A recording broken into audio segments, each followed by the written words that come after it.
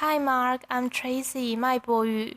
My student number is SO441044. I'm freshman in NCUE. The title of the speech is Regina Hartley. Why the best hire might not have the perfect resume. Your company launches a search for an open position.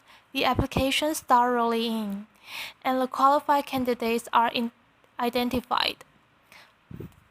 Now the choosing begins. Person A, Ivy League 4.0 flawless resume, great recommendations, all the right stuff.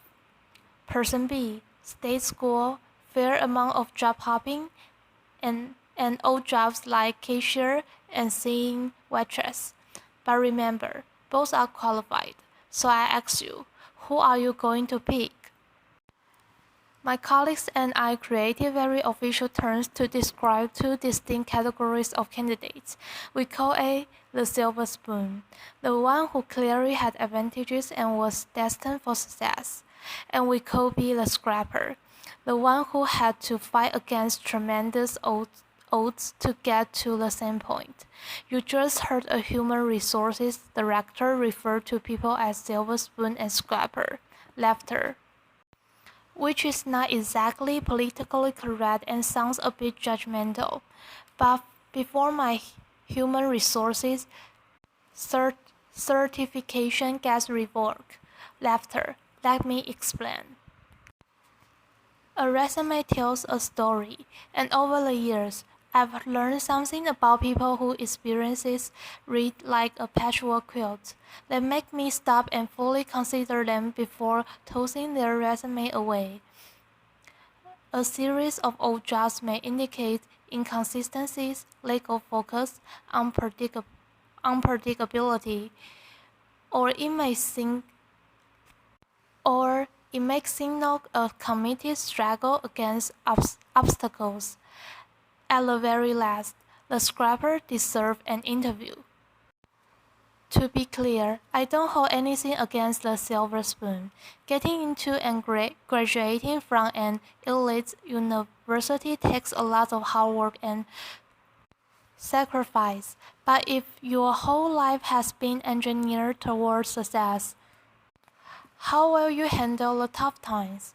One person I hired felt that because he attended an elite university, there were certain assignments that were beneath him, like temporarily doing manual labor to better understand an operation. Eventually, he quit.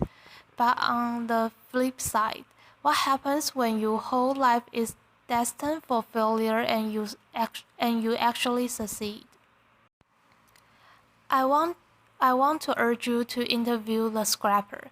I know a lot about this because I am a scrapper. Before I was born, my father was diagnosed with paranoid schizophrenia, and he couldn't hold a job in spite of his brilliance. Our lives were one part coconuts, one part a weakness, and one part a beautiful mind. Laughter. I am the fourth of 5 children raised by a single mother in a rough neighborhood in Brooklyn, New York. We never owned a home, a car, a washing machine, and for most of my childhood, we didn't even have a telephone. So I was highly motivated to understand the relationship between business success and scrappers, because my life could easily have turned out very differently. As I met successful business people and read profiles of high-powered leaders, I noticed some commonality. Many of them had experienced early hardships, anywhere from poverty, abandonment, death of a parent while young, to learning disabilities, alcoholism, and violence. The conventional thinking has been that trauma leads to distress, and there's been a lot of focus on the resulting dysfunction. But during studies of dysfunction, data reveal an unexpected insight that even the worst circumstances can result in growth and transformation.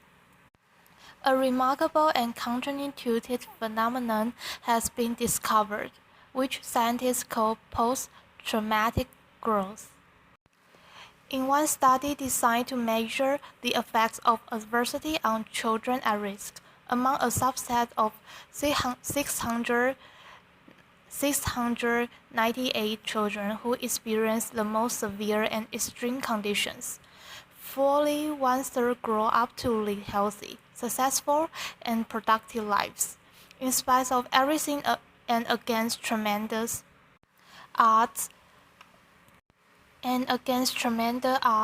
they succeeded. One-third. Take this resume. This guy's parents gave him up for adoption. He never finished college. He job hops quite a bit, goes on a sojourn to India for a year, and to top it off, he has dyslexia. Would you hire this guy? His name is Steve Jobs. In a study of the world's most highly successful entrepreneurs, it turns out a disproportionate number have dyslexia. In the U.S., 35% of the entrepreneurs studied had dyslexia. Was remarkable. Among those entrepreneurs who experienced more traumatic growth, they now view their learning disability as a desirable difficulty which provided them an advantage because they became better listeners and paid greater attention to detail. They don't think they are who they are in spite of adversity. They know they are who they are because of adversity. They embrace their trauma and hardships as key elements of who they've become, and know that without those experiences, they might not have developed the muscle and grit required to become successful. One of my colleagues has his life completely upended as a result of the Chinese Cultural Revolution in 1966. At age 13, his parents were relocated to the countryside. The schools were closed, and he was left alone in Beijing to fend for himself until 16, when he got a job in a clothing factory. But instead of accepting his fate, he made a resolution that he would continue his formal education. 11 years later, when the political landscape changed, he heard about a highly selective university admissions test. He has 3 months to learn the entire curriculum of middle and high school. So every day he came home from the factory, took a nap, studied until 4 a.m., went back to work and repeated this cycle every day for 3 months. He did it. He succeeded. His commitment to his education was unwavering and he never lost hope. Today, he holds a master's degree, and his daughters each have degrees from Cornell and Harvard. Scrappers are propelled by the belief that the only person you have full control over is yourself. When things don't turn out well, scrappers ask, what can I do differently to create a better result?